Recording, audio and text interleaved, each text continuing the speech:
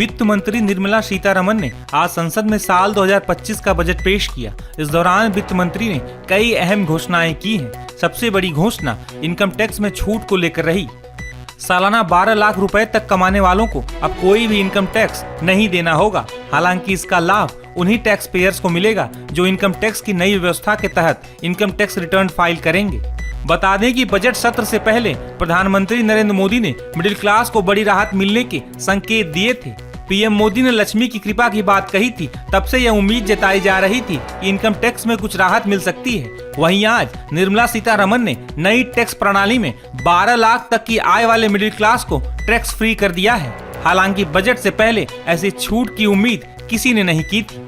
देखिए, एक तो ये कि अगर आपको अगर दिमाग में कंफ्यूजन हो रहा होगा तो इस बात का हो रहा होगा कि अगर 12 लाख तक की रुपए पर 12 लाख तक की आमदनी पर सालाना कोई टैक्स नहीं लगना है तो 4 लाख से 8 लाख वाला फिर टैक्स स्लैब क्यों बताया जा रहा है कि होगा? फिर ये क्यों बताया जा रहा है कि 8 से 10 लाख वाले में क्या लगेगा? अब जरा इसको समझते हैं। अब देखिए, इसमें 4 से 8 लाख तक की इनकम पर 5%। ये नए टैक्स रिजीम की बात कर रहा हूं मैं। ओल्ड टैक्स रिजीम में जैसा जो था वैसा ही रहेगा, लेकिन अब बताया यह जा रहा है कि फायदे लोगों को नई टैक्स रिजीम में ही दिखाई देंगे, इसलिए सारे के सारे लोग न्यू टैक्स रिजीम की तरफ ही आएंगे। अब इसमें जो दिखाई दे रहा है, अब इसमें पहली महत्वपूर्ण बात जो अभी स्पष्ट की है जो टैक्स के एक्सपर्ट हैं उन्होंने, कि इसमें अगर आप केवल 12 लाख रुपए ही सालाना कमाते हैं, उससे ऊपर नहीं कमाते हैं, केवल 12 लाख रुपए कमाते हैं, तो आपका टैक्स तो बनेगा, लेकिन वो आखिरकार वो जीरो हो जाएगा, मतलब आपको कोई टैक्स नहीं देना पड़ेगा। लेकिन जैसे ही 12 लाख से आप ऊपर बढ़ते हैं तो ये दोनों स्लैब भी आपके ऊपर लागू हो जाएंगे, मतलब 4 से 8 वाला भी लागू हो जाएगा, 8 से 12 वाला भी लागू हो जाएगा। तो उस सूरत में 4 से 8 लाख तक की इनकम पर 5% देना पड़ेगा, 8 से 12 लाख तक की इनकम पर 10% टैक्स लगेगा, और इसके आगे अगर आप चले जाएंगे तो 12 से 16 लाख तक की इनकम पर 15, 16 से 20 लाख तक की इनकम पर 20, 20 से 24 लाख तक की इनकम पर 25 और 24 लाख से अधिक 30%। इधर वाले में अगर आप जाएंगे तो वो लोग जो पहले जो हायर ब्रैकेट की तरफ आते हैं उनको भी फायदा ये है कि पहले के मुकाबले ये स्लैब बदल गए। मतलब ये कि अगर उनको 15 से 20 लाख रुपए तक की सालाना आमदनी पर पहले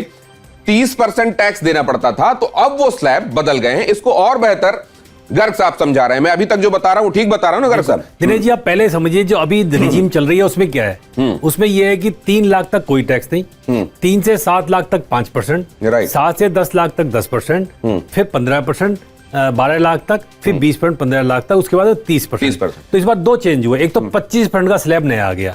तो अभी अगर हम बात करते हैं, अभी हम नए रिजीम की बात नहीं कर रहे, नए 25-26 की बात नहीं कर रहे, तो अभी 7 लाख रुपए तक वैसे जो टैक्स बनता है, अगर आप 7 लाख पे टैक्स कैलकुलेट करेंगे 3 से और 7 लाख के 4-5%, तो 20,000 रुपए टैक्स बनता है हिसाब से। ठीक है। लेकिन जैसे आप 7 लाख के कम रहते हैं तो 20,000 रुपए की आपको रिबेट मिल जाती है, तो आपको टैक्स कोई नहीं देना पड़ता। जैसे आप 7 लाख क्रॉस करते हैं, मान लीजिए आप 7.5 लाख पे आ गए नई रिजीम में, तो आपको 7 लाख पे 20,000 रुपए और जो 50,000 रुपए था उस पे 10%, यानी 25,000 रुपए टैक्स बनता है 7.5 लाख का। तो आपको पूरा टैक्स देना पड़ता था 25,000 रुपए। अभी जो रिजीम चल रहा है, यानी 7 लाख पे कोई टैक्स नहीं और 7.5 लाख पे 25,000 रुपए आपको टैक्स देना पड़ता है। अब क्या होगा, यही उन्होंने आगे इसको बढ़ाया है कि आप वैसे तो 4 से 8 लाख तक आप लगाते हैं 5%, तो मतलब 20,000 रुपए बन गया, 8 से 12 तक 40,000 बन गया, यानी 12 लाख पे 60,000 रुपए टैक्स बनता है आपका हिसाब से। लेकिन आपको 60,000 की पूरी रिबेट मिल जाएगी। तो 12 तक ही है, अगर 12 तक है तो। लेकिन जैसे ही आप 12-16 जाते हैं तो ये दोनों इंप्लीमेंट हो जाएंगे। इसका मतलब 60,000 रुपए टैक्स आपको देना प्लस 60, 1,20,000 रुपए टैक्स बनता है 16 लाख पे, तो आपको पूरा 1,20,000 रुपए टैक्स देना पड़ेगा।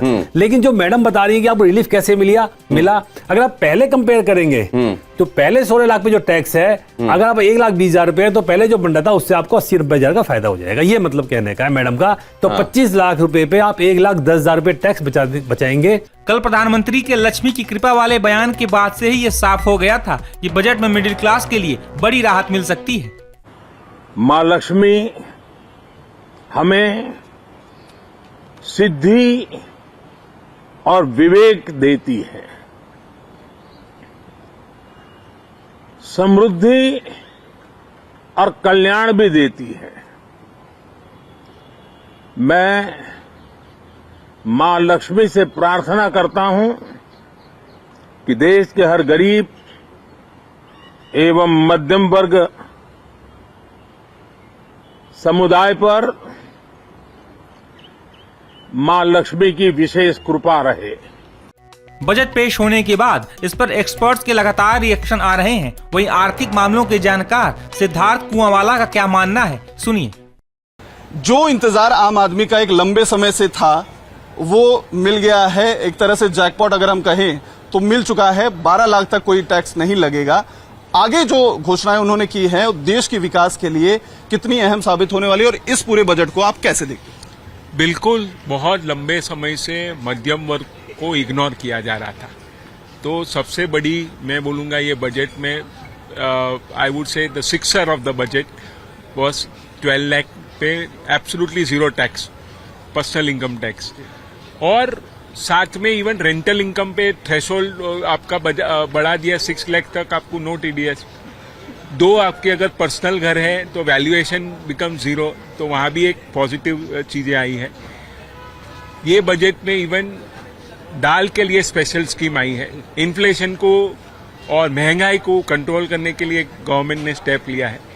वेजिटेबल फ्रूट्स के लिए government, central government, state government कुछ स्कीम ला रही है। वो भी कहीं ना कहीं प्राइस स्टेबलाइजेशन के लिए हमको दिख रहा है। तो ये भी एक आम आदमी के लिए अच्छी बात है। और सबसे इम्पोर्टेंट, अगर आम आदमी के पास पैसा बचेगा तो वो खरीदी करेगा। वो चाहे निवेश करे या उसकी कैपेसिटी बढ़े स्पेंड करने की, जो डेली नीड आइटम है या लग्जरी आइटम है, जो हम कहते हैं कि इंडिया डोमेस्टिक कंजम्पशन पे चलता है। तो आने वाले दिनों में वो सारी कंपनी के मुनाफे बढ़ेंगे, जीडीपी का भी बढ़ेगा, कंपनी का भी ग्रोथ बढ़ेगा और इंडिविजुअल का ग्रोथ भी बढ़ेगा। और वो सेविंग्स भी करेंगे, क्योंकि पैसा बचेगा तो आदमी खर्चेगा और सेव करेगा। तो मेरे हिसाब से ये बहुत अच्छा गवर्नमेंट ने किया है। और साथ में एक उन्होंने आज बड़ा मैसेज दिया है कि नाउ गवर्नमेंट रिफॉर्म प्रोसेस पे है। साथ में सिंप्लीफिकेशन की बात की है कि इनकम टैक्स में जो कॉम्प्लिकेशन है, ये डायरेक्ट टैक्स कोड में जिस हिसाब से बजट में निर्मला सीतारमण जी ने एड्रेस किया है कि ये सिंपल हो जाएगा, वो भी एक बहुत बड़ी बात है कि यहाँ अभी तक सब कॉम्प्लेक्स ही हो रहा था। ईज ऑफ बिजनेस पे बात हुई है, 100 नए एयरपोर्ट्स की बात हुई है उड़ान के, उसके अंदर 50 टूरिज्म सेंटर की बात हुई है। तो और केपेक्स में भी हमने अमाउंट नहीं सुना, लेकिन इंफ्रा केपेक्स पे भी बड़ा अमाउंट ही रहता है। तो लेकिन एसेट मोनेटाइजेशन पे बात हुई, क्योंकि इंफ्रास्ट्रक्चर बढ़ाने के लिए पैसा भी चाहिए। तो उनको उसके लिए भी गवर्नमेंट ने कुछ अनाउंसमेंट किए। इवन बॉन्ड्स के द्वारा फाइनेंस ऑफ इंफ्रास्ट्रक्चर की भी बात की है। स्टेट को इंफ्रा के लिए इंटरेस्ट फ्री लोन की भी बात की है। तो ये सारे ग्रोथ की तरफ डायरेक्शन करते हैं। तो आपको लगता है सर, ये जितने भी ऐलान हुए हैं, क्या जो अभी तक हमारा जीडीपी एक ठिठक सा गया था, स्टक हो गया था 6 और 6.5 या 7 के बीच में, अब जीडीपी की जो रफ्तार थी, जो आज से 2 साल पहले 9 के ऊपर चली गई थी, क्या हम उस तरफ आगे बढ़ रहे हैं? विकसित भारत का जो एक सपना है मोदी सरकार का, उसको एक बूस्ट मिलेगा, रफ्तार तेजी बढ़ेगी इकोनॉमी की? बिल्कुल, जैसे मैंने कहा, कंजम्पशन स्टोरी। अगर कंजम्पशन बढ़ता है, आदमी के पास इनकम है तो वो खर्चा करेगा, तो उसका आदमी को, जीडीपी को, कंपनी को और देश को ग्रोथ सभी का होता है। तो लास्ट में वो जीडीपी पे ही रिफ्लेक्ट करता है। तो कितने 10 में से कितने मार्क्स देंगे आज सीतारमण को? As overall budget I will give 8, लेकिन स्टॉक मार्केट की अगर बात करें तो 5, क्योंकि हमारा जो एक्सपेक्टेशन था वहां एलटीसीजी पे कुछ रिडक्शन या डीडीटी पे वो नहीं आया है। सो ओवरऑल बजट 8, और if you talk to stock market तो 5 आउट ऑफ 10। आपको लगता है कि मोदी सरकार, खासतौर पे प्रधानमंत्री मोदी पर जो आम आदमी की तरफ से एक दबाव था, जो पिछले 2 बार के बजट से आम आदमी को राहत नहीं मिल रही थी, उम्मीदें जो टैक्स स्लैब में की जा रही थी वो नहीं मिल रही थी, उनका प्रेशर कहीं ना कहीं वित्त मंत्री पर काम आया, जिसकी वजह से लगभग डबल जो है छूट मिल गई टैक्सेशन स्लैब में? बिल्कुल, और जो नतीजे आए हैं अभी स्टेट इलेक्शन के, और आने वाले स्टेट्स में इलेक्शन भी होने वाले हैं। और यस, यू आर राइट, प्रधानमंत्री खुद एक आम आदमी की तरफ बढ़े हुए हैं। उनको भी मालूम है कि आम आदमी की दिक्कतें कहाँ होती है।